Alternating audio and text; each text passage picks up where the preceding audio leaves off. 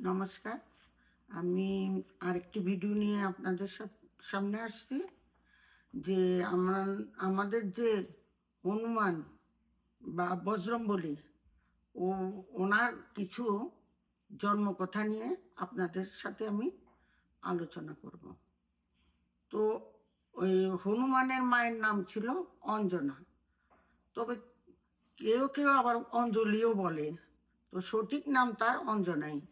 আর হনুমানের বাবার নাম হয়েছে কেশী। তো হনুমানের মা ছিল স্বর্গের অপ্সরা।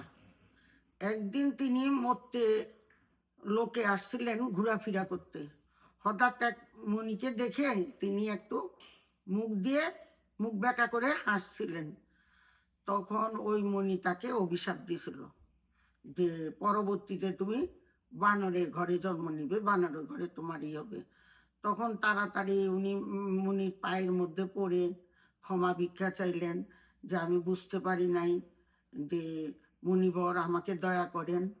তখন বলল যে হ্যাঁ, তোমার আকৃতি বানরের মতো হবে না, তবে তোমার পিছনে একটু লেজ থাকবে। তুমি যে রূপে আছো সে রূপেই থাকবে, আর তোমাকে বানর রাজা বিয়ে করবে। তারপর আবার কান্নাকাটি করছে, আর তখন বলছে যে তুমি এমন একটি পুত্র সন্তান পাবে যে পৃথিবীর মধ্যে সবচেয়ে নামকরা, ভক্তিতে, দানে, বলে সর্বশ্রেষ্ঠ হবে। তো এ বলে মুনি তাকে বললেন।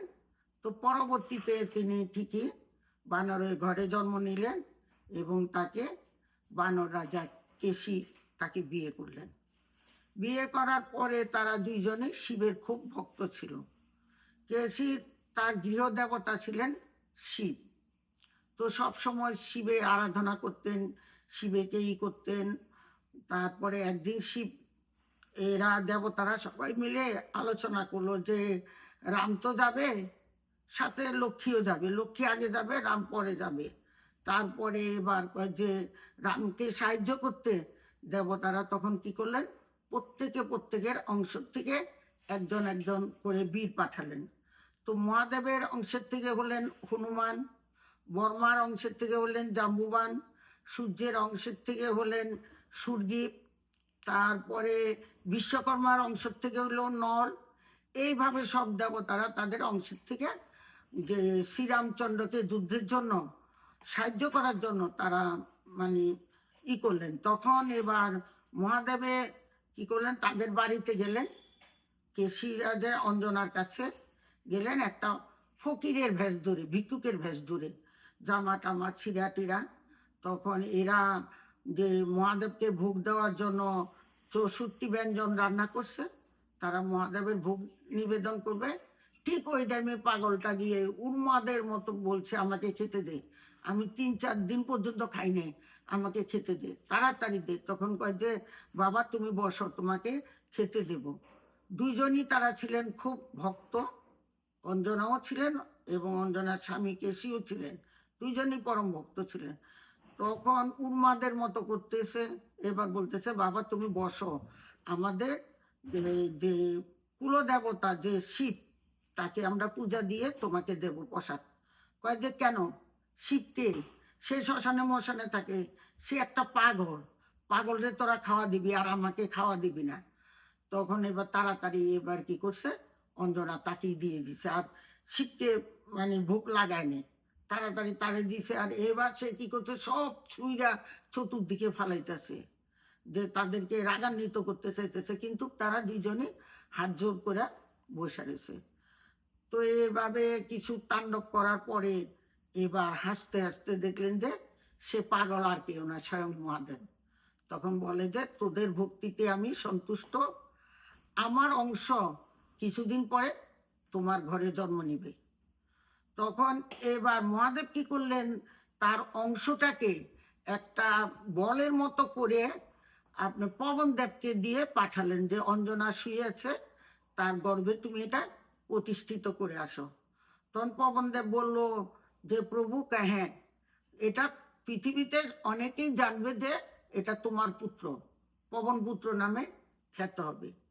তো আরেক মতে দেখা যায় যে যখন নাকি দশরথ রাজা যজ্ঞ করছিলেন পুত্রের জন্য, রাম লক্ষ্মণের জন্য, যজ্ঞের মধ্যে যে চরু উঠছিল, কই কই যখন নাকি ওই চরু ভক্ষণ করছিল, তখন পবনদেব কাকের রূপ ধারণ করে ওইখান থেকে একটু চরু বাটি কাইটা নিয়ে আয়সা অঞ্জনা যখন ধ্যান করতেছে, অঞ্জনার এই কোষের মধ্যে ওই বাটিটা ফেলে দেয়। তখন এবার ওই কাকরূপী পবনদেব বলে যে তুমি এটা গ্রহণ করো, তাহলে তোমার বীর পুত্র প্রসব করতে পারবে এবং ভক্ত চূড়ামণি হবে। তো পবনদেব এটা আইনা দেওয়াতে তাই সবাই বলে যে পবন পুত্র হনুমান। তো এই হলো হনুমান যখন জন্ম হয়েছে, সবাই তো খুব খুশি।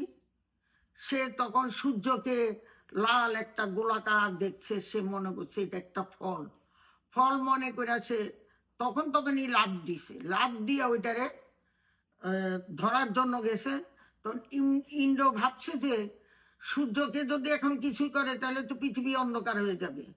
ইন্দ্র এটা না বুঝতে পেরে সে কি করছে, তার অস্ত্র দিয়ে, বজ্র দিয়ে তার গালের মধ্যে একটা বাড়ি দিছে, যার জন্য হনুমানের গালটা হয়ে গেছে, চাপা হয়ে গেছে। দেওয়ার সাথে সাথে হনুমান নিচে পড়ে গেছে। ওই যে সূর্যকে খেতে যে গেছে, এর জন্য তার নাম হনুমান দেওয়া হয়েছে।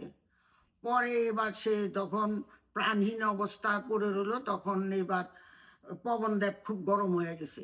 যে শিশু বুঝে না, ইন্দ্রদেব তো রাজা, সে তো জানে যে এটা কার অংশের থেকে আবির্ভাব হয়েছে, তাইলে ইন্দ্র এটা কি করে করলো। তখন পবনদেব কি করছে, বাতাস বন্ধ করে দিছে। এখন পৃথিবীতে বাতাস চলছে না, শ্বাস প্রশ্বাস নিতে পারছে না কেউই। তখন এবার দেবতারা বললো যে এটা তো সৃষ্টি নষ্ট হয়ে যাবে।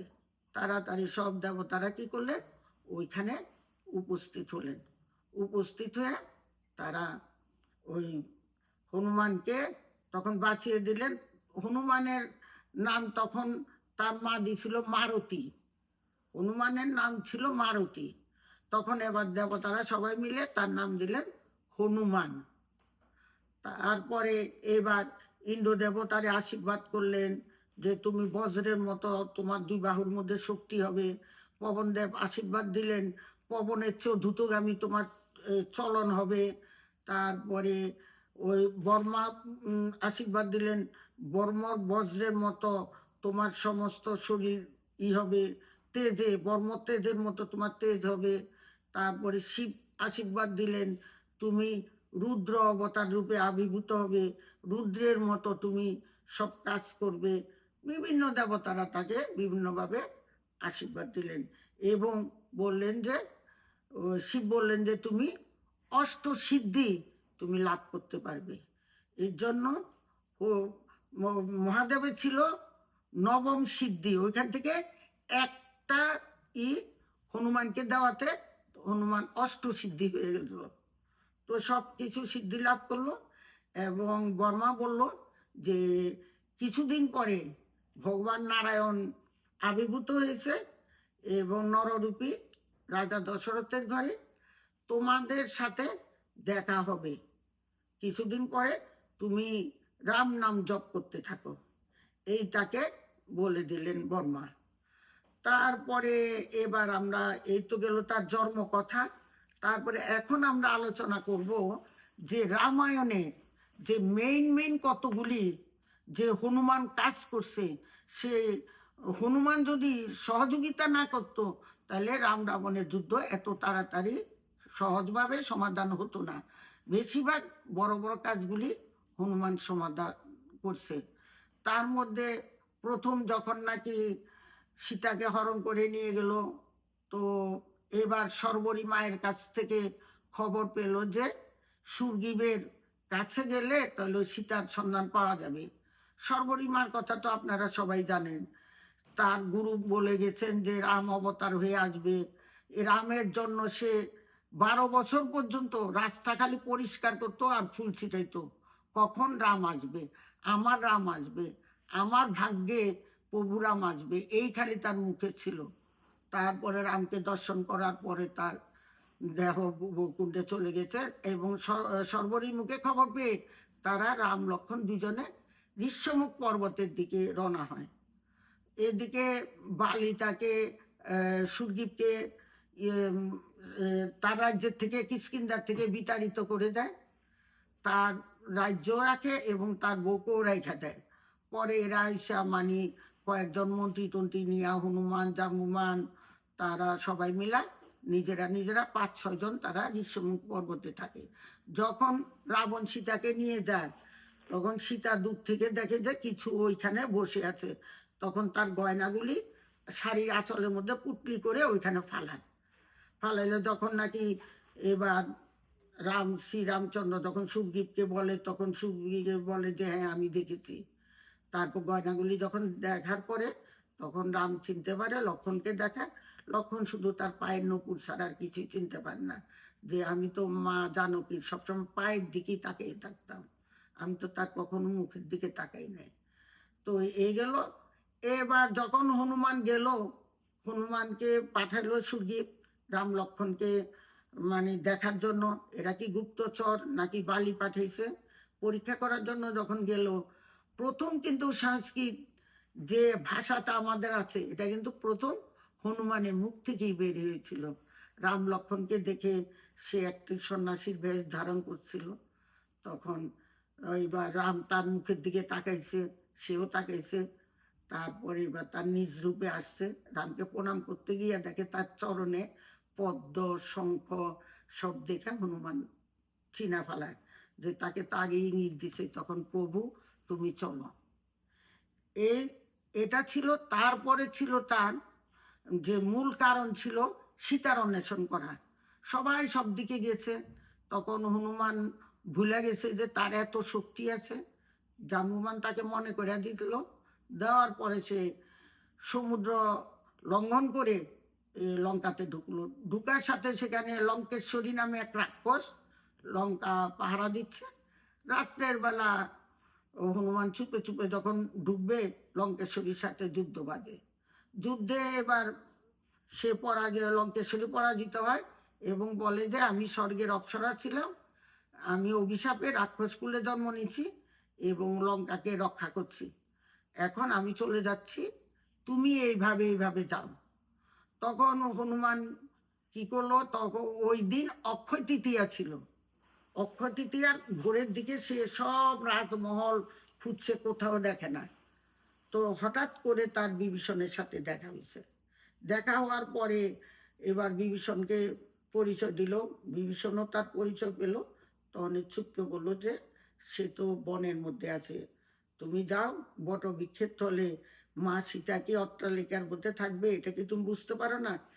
এটা বলার পরে এবার গাছের মধ্যে হনুমান চুপচাপ বসে আছে, দেখে যে সবাই মিলে রাক্ষসীরা তাকে খুব অত্যাচার করতেছে, রাবণে ভয় দেখাইতেছে, নানা রকম প্রলোভন দেখাইতেছে। তখন সীতা একটা ঘাস নিয়ে বলছে যে এই দিকে তুমি আসার চেষ্টা করো না, তুমি যে পাপ করছো ওই পাপে তোমার ধ্বংস হবে।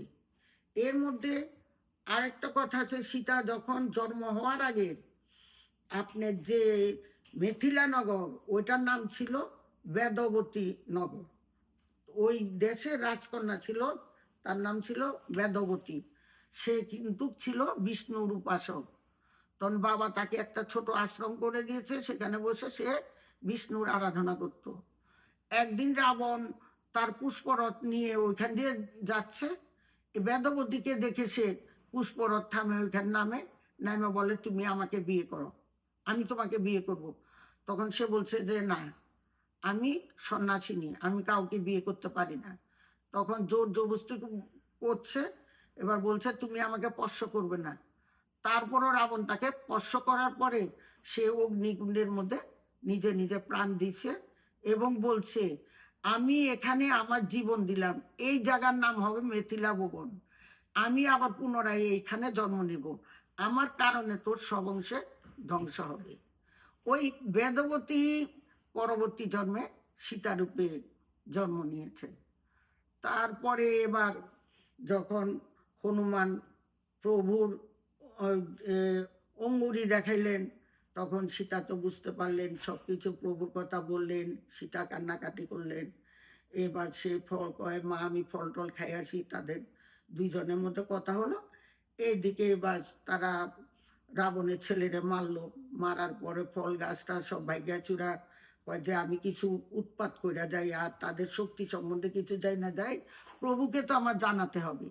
এরপরে সব ভাঙা চূড়ার পরে লাস্টের দিকে তার লেজের মধ্যে আগুন দিল, পুরা লঙ্কা সে আগুন দিয়া বাস পুইরা টুইরা এবার সীতামার কাছে আসলো। সীতামাও তাকে একটা দিলেন, চিহ্ন দিলেন যে শ্রীরামচন্দ্রকে দেওয়ার জন্য। আর কিছু কথা বললেন যে জয়ন্ত কাকে তারে যখন রক্ত বাইক ছিল রাম সেটা সহ্য করতে পারে না, এখন রাম কি করে সহ্য করে। যখন রামকে বলছে কথাগুলি তখন রাম কান্না করতেছে যে এই কথা তো কেউ জানে না সীতারাম ছাড়া। এইগুলো প্রথম হনুমানের কাজ।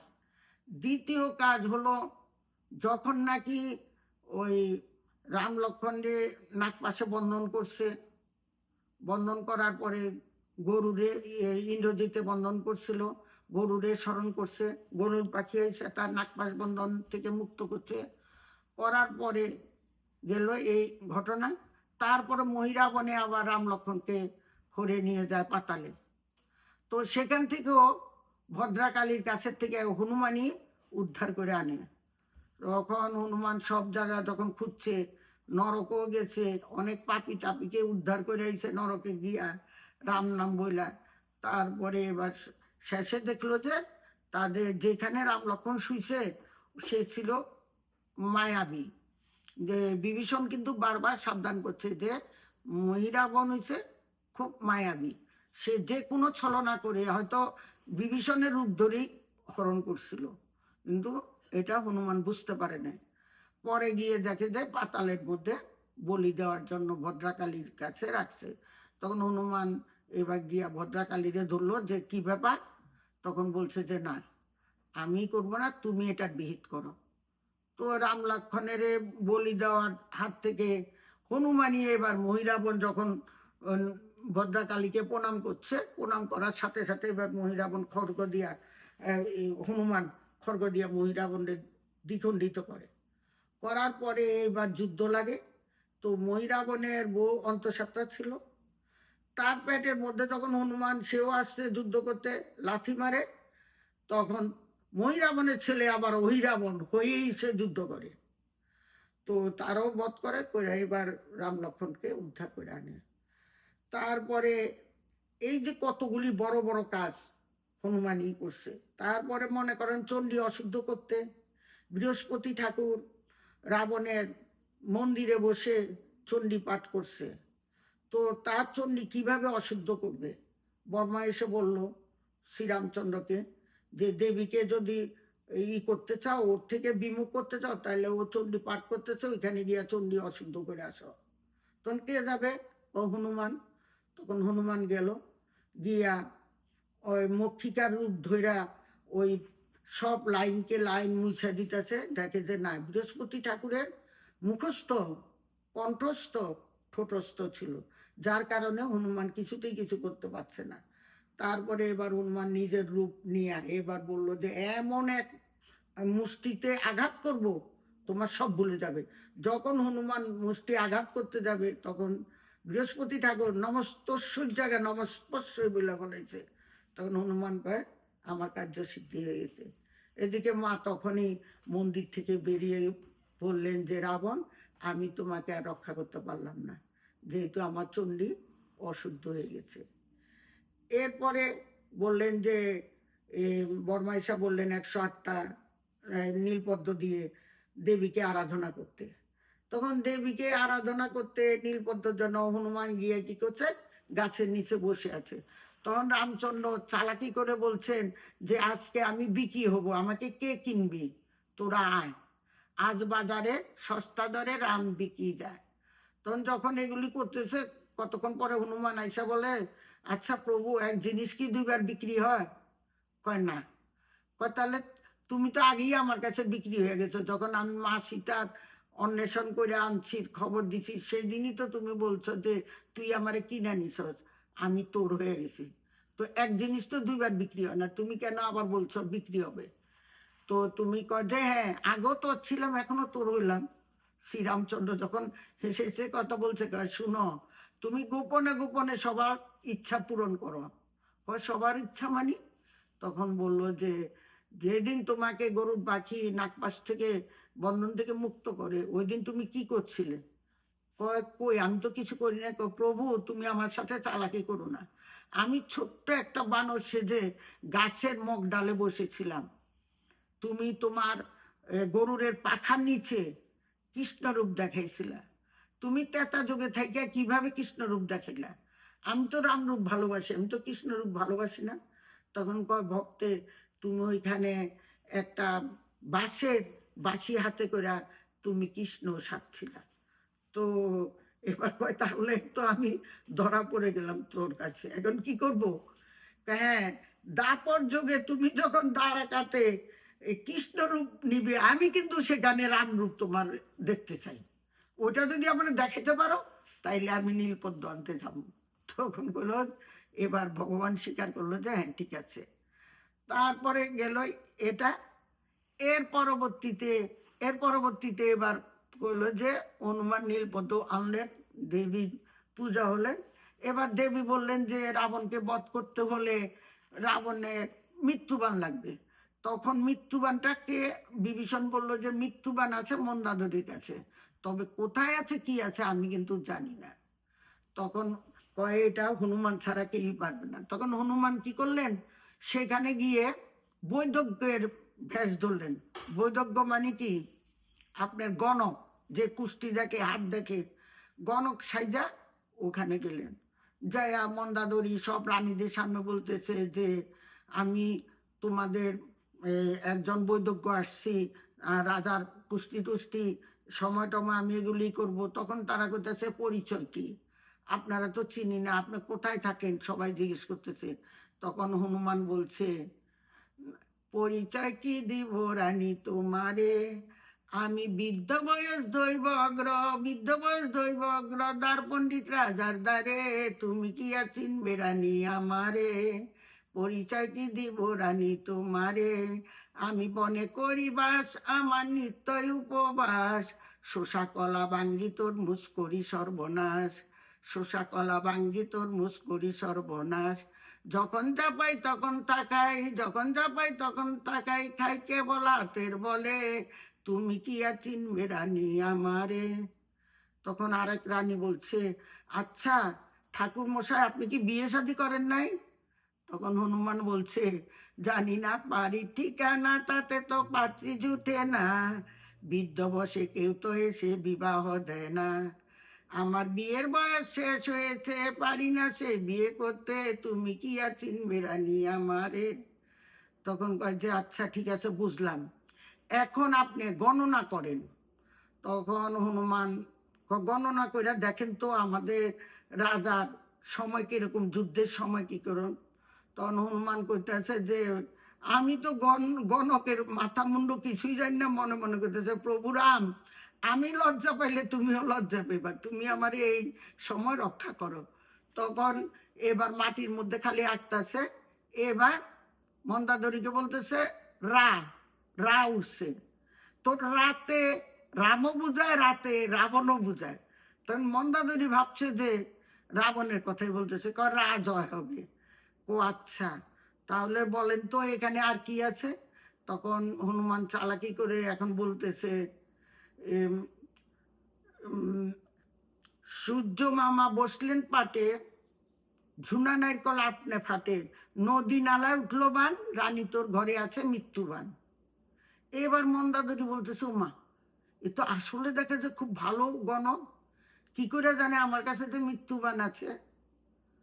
তখন এবার হনুমান তো চুপে চুপে করতেছে। তো এবার মন্দাদরি বলতেছে, আচ্ছা ঠিক আছে, আপনি যদি বলতে পারেন এই মৃত্যুবানটা কোন ঘরে আছে, তাহলে বুঝুন যে হ্যাঁ আপনি সত্যিকারে গণনা করে আপনি বলতেছেন। তখন হনুমান কয় যে খাইছে, আমি তো এটা রাগাঘোড়া কোথাও কিছুই জানি না।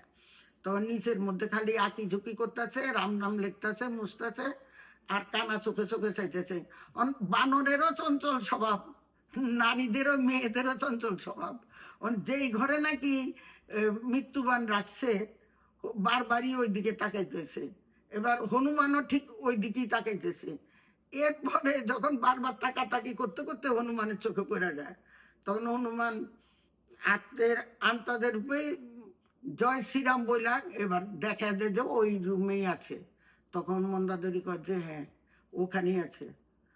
তো এখন তো আরো কিছু কথা ছিল, তো তো এবার কইতেছে যে ঠিক আছে তাহলে এখন কি করতে হবে, ওইখানে গিয়া মা মঙ্গল চণ্ডীর পূজা দিতে হবে, আর যেখানে নাকি তার মৃত্যুবানটা আছে ওইটার মধ্যে সিঁদুর লাগাইতে হবে।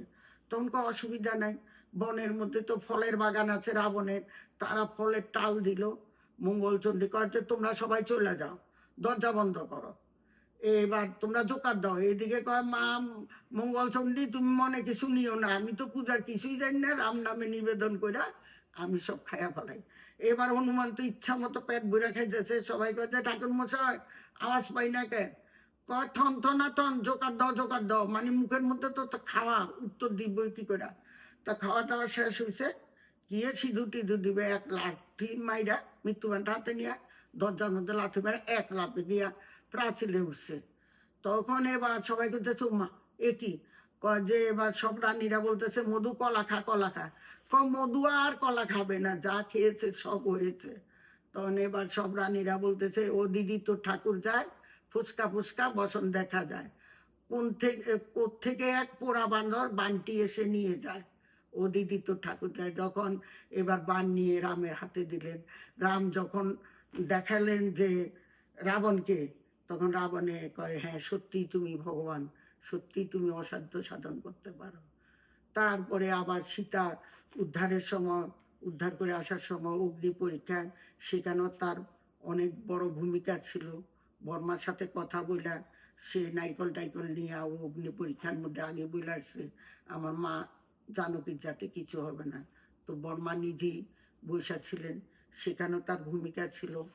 তারপরে রাম যখন রাজা হলেন অযোধ্যাতে গিয়ে, তখন হনুমানকে সবাইকে সব পুরস্কার দিচ্ছেন, তখন লক্ষণ বলল দাদা হনুমানকে কিছু দেন। তখন তার গজমতি হার রামের গলার থেকে খুলে হনুমানকে দান করলেন। হনুমান এই দিকে দিক তাকাইয়া পরে কি করছে, দাঁত দিয়া সে মুক্তার মালা ফুলা ফালাই দিছে, ছিঁড়া ফালাই দিছে। তখন হনুমান বলল যে এটা তুমি কি করলে? তখন কয় দাদা ও তো বনের পশু বানর, ওরে কেন আপনি মুক্তার মালা দিছেন, ও কি মুক্তার মর্ম বুঝে? কিন্তু ভগবান হাসছেন, রামচন্দ্র হাসছেন। তো কিছুক্ষণ পরে এবার লক্ষণ বলছে যে তুমি এটা কি করলে, তুমি তো এটা যোগ্য না, কেন ছিঁড়লে? কয় এটার মধ্যে তো রাম নামের গন্ধ নাই, রাম নাম লেখা নাই, এই জন্য আমি ছিঁড়ে ফেলছি। তখন এবার লক্ষণ কয় বনের পশু বানর, এতই তোমারই, তুমি রাম ভক্ত রাম ভক্ত, তো তোমার দেহটার মধ্যে কি রাম নাম লেখা আছে? তখন এটা বলার সাথে সাথে সে তার বুক দুই দিকে ছিঁড়ে দেখালেন, দেখে যে প্রতি রক্তবিন্দুর মধ্যে রাম নাম লেখা, প্রতি অস্থিতে অস্থিতে হারে হারে রাম লেখা, প্রতি শিরায় শিরায় রাম লেখা, এমনকি রাম সীতা যুগল রূপে তার ইয়ের মধ্যে বুকের মধ্যে আবির্ভাব করছেন। তখন লক্ষণ কি করলেন, ধেয়ে গিয়ে হনুমানের পায়ের মধ্যে পড়লেন যে তোমার মতো ভক্ত আর নাই, যে আমি নিজের দাদা, আমার অহংকার ছিল, অহংকারের দরুন আমি পারলাম না, কিন্তু তুমি বনের পশু হয়ে তুমি ভগবানকে প্রাপ্ত হয়েছ, আমি তোমার মতো ভক্তের চরণ ধুলা আমি বক্ষে মাখি, এই ভক্তি হারা আমার মন, আমি যেন ভক্তি পাই। তো নমস্কার, এই পর্যন্ত আমি শেষ করলাম। হনুমান জয় বজরং বলি।